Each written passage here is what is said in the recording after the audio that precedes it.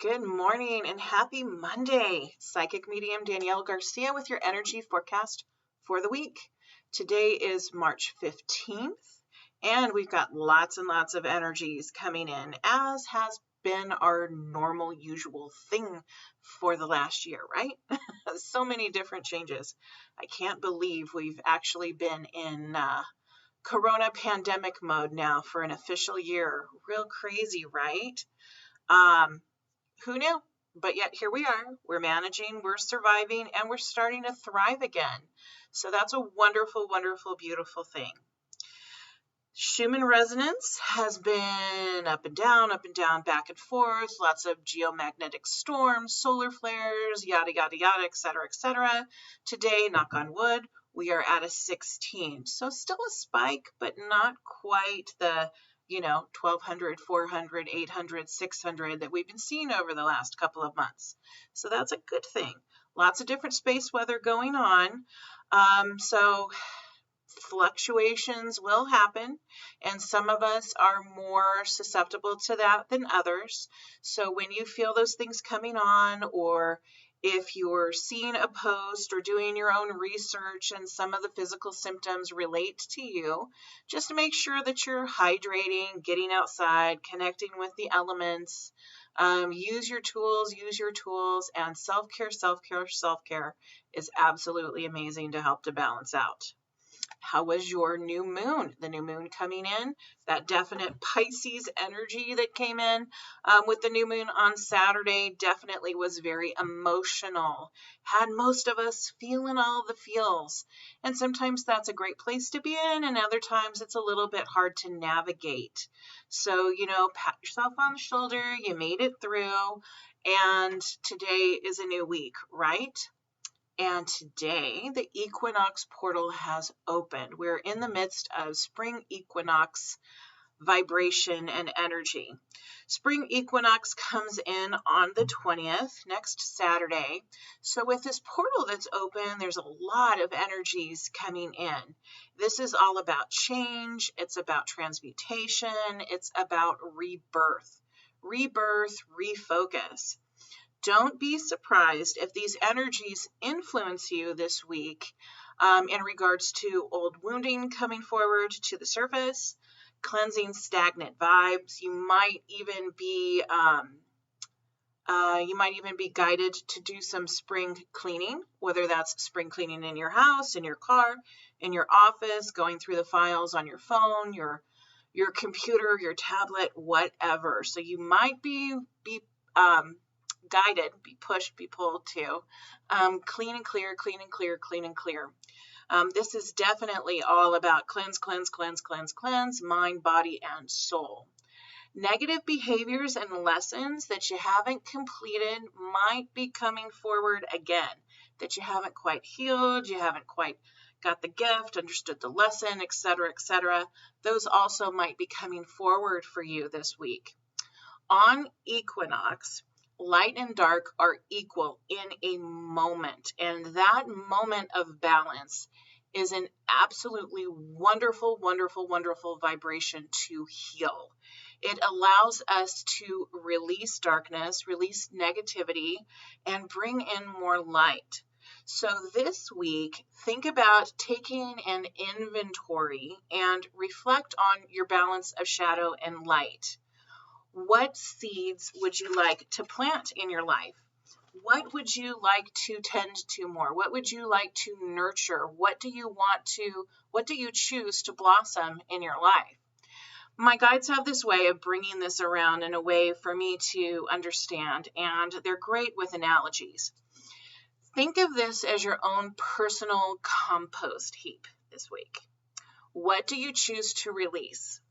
What can you reduce, reuse, recycle? And what can you transform? And I have this really hilarious guide. Of course, they have to be comical and humorous, or I'm just not going to get it. And he's like, let your shit go. Just let your shit go. Put the crap in the crap pile. Let it go, let it go, let it go. Let it go. So I will be following that advice this week. I hope you will too, because I find it very powerful. Pluto influences us this week as well to dig deep into anything we've been hiding from ourselves. So looking at that shadow side, looking at those behaviors, looking at those things we do, looking at those, boundaries that we're not enforcing. And it's a way for us to look at them, bring them to the surface, bring them to light. Do we need to hold on to them a little bit longer? Is there something we need to receive? Are we feeling comfortable with this? Evaluation, evaluation, evaluation. It's a great time to write your feelings down on a piece of paper and burn them outside. It's a great time to break shit. I love to break shit. Oh my gosh.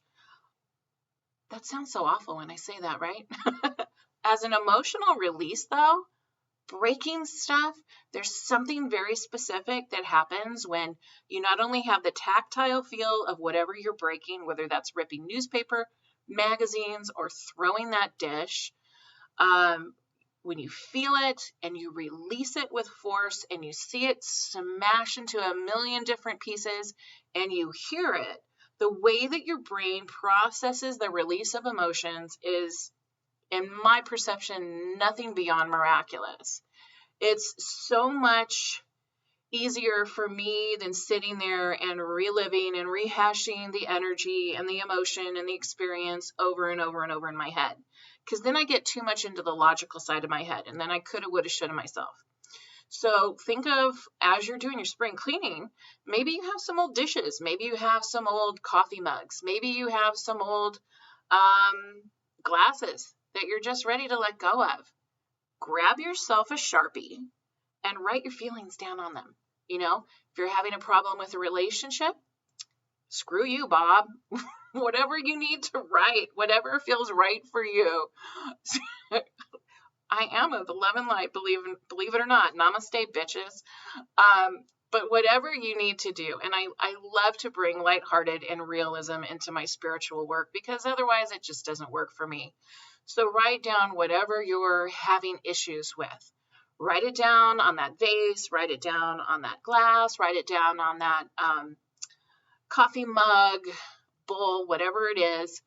Put your glasses on, put some goggles on, put a garbage pail, trash can right against your garage wall.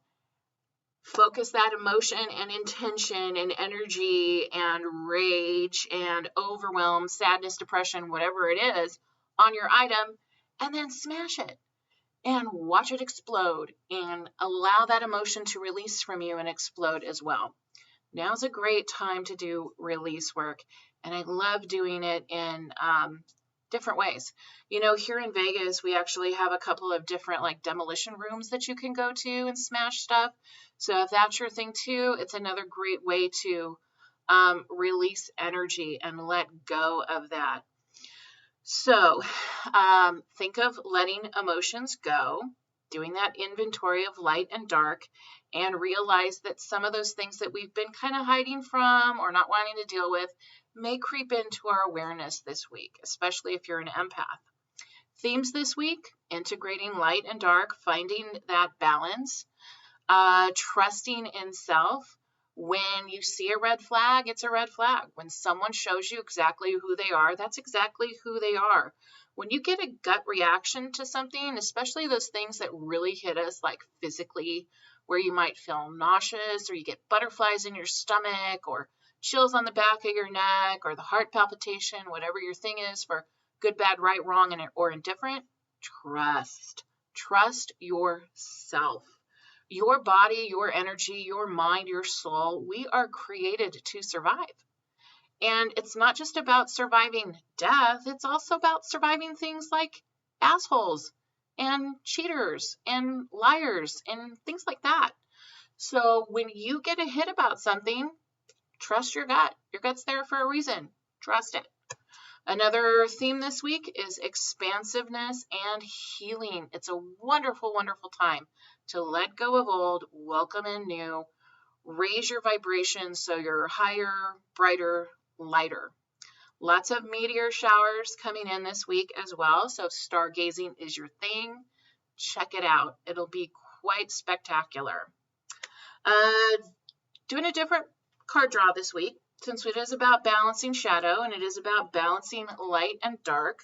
I'm going to draw from one of my shadow decks, Mausolea, and here is this one. I don't believe I've ever used this for a forecast, so we'll see what comes forward.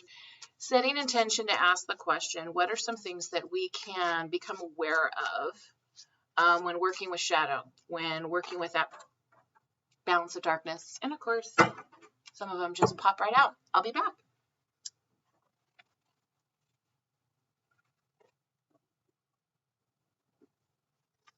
I thought 2 came out, but it was just 1. All right. Whew. Okay, yeah. These are dark, so, please don't be put off. This is merely about working with shadow and working with those lower energies of ourselves. Dawn, the red shepherd, just reward, evaluation, respite. All right, so check this card out. I'm going to try to get him where you can see him without the glare. Okay, so when I feel the energy of this card, it is ego-driven. It is evaluating ego, evaluating those lower behaviors, manipulations that we might use, and taking a step back and really reviewing, like, how is that serving us? What have we learned? Do we need to still go forward with that type of manipulation and control? And is control serving us? Is it serving greater good, or is it lowering our vibe? Jean the Maid, guardian of saints, humility, disillusionment, and champion. Wow, what a very, very powerful card. Check this one out. Interesting that she's here in a graveyard. I truly believe that at times we can become disillusioned by darkness. We can become disillusioned by ego. We can get that adrenaline rush over being in ego, and also about feeling powerful. Sometimes when you're gossiping or when you're plotting and manipulating, you can feel really powerful, right? Sooner or later, depending on, of course, what that manipulation or control is, that can come around to karmically bite you in the butt. Not a fun experience. This is about humility, looking for your actions through spirit, through soul, through pure intentions, and taking an evaluation of that, as well as when I see her guarding this, to me, this is also about guarding heart, guarding soul, guarding your own light. Now I'm pulling 2 cards from a darker deck, and then I'll pull 2 cards from a lighter deck. And this one is the Angel Guide Oracle. And there is the cover. And this is by Kyle Gray. So let me pull a couple of cards here. Hopefully I won't have to dig them out from underneath my desk. First card that comes through, raise your vibration. Absolutely. Lots of wonderful energies coming in this week. And as we let go of the old, the new comes forward. As we let go of the negativity, the positivity comes forward. When I look at him, he's got his hands above his crown, and he's actually it looks like a portal of energy is pouring through from the heavens and coming right into the solar plexus power center. So look at your connection to Creator this week. Look at your connection to higher self. Look at your connection to universe this week, and see, sense, and feel how that connection is working for you. Is it something that you're happy with? Is it something that you could improve upon? Is it something that is serving your greater good? Lovely conclusion card, forgiveness and understanding. Check this one out. Okay, try to get it angled where you can see it amongst the glare. So this angel has hand over her heart. There's beautiful energy around her crown. Forgiveness and understanding. When we think about balance of dark and light, balance of shadow and spirit, a lot of that we get stuck in the muck of blaming ourselves, right? We get stuck in the, I should have never done that. If this wouldn't have happened in my past, I wouldn't feel this way now. If I had trusted my gut and, broken off the engagement, broken off the relationship, I wouldn't be in this place of not trusting men now. I mean, there's so many things that can run through our logical mind when we reevaluate our past and even our present. And if we can get to that place of forgiveness, the big F word, as I refer to it as, I don't think that forgiveness should ever be pushed. I think that forgiveness should be entered into in a state of intention where you're ready for it. If you're moving towards a place of forgiveness just to do it because people tell you that you should and you're going to feel better, I really think that you could harm yourself and harm your own well-being by doing so, because then you're not acknowledging your own feelings and you're giving your power away to someone else that's telling you, oh, you should do this. If you're looking at forgiveness this week, look into forgiving yourself. What haven't you forgiven yourself for? What is that thing in your past, in your present, in your way of being that you don't feel so great about? Can you just let yourself off the hook? It's not about not holding yourself accountable, but what if you looked at yourself as just another stumbling human being trying to get through life in the midst of a pandemic, in the midst of energetic overwhelm? What if you looked at yourself that way? Could you forgive yourself? Could you cut cords with that?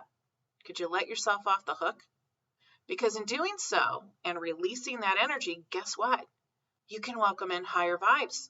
You can become empowered. You won't be in that disempowered state of blame and shame and guilt. You can let yourself into this beautiful, expansive force of freedom. And you're definitely worth that, right? Awesome. So, aloha. I will be out of the office from March 19th through April 2nd in Hawaii, hence my little Yoda friends back there in their Hawaiian gear. So I hope you have a beautiful week and a wonderful 2 weeks without me. I might pop in here and there anyways and send you some good vibes from Hawaii. Have a great week and many blessings are sent your way.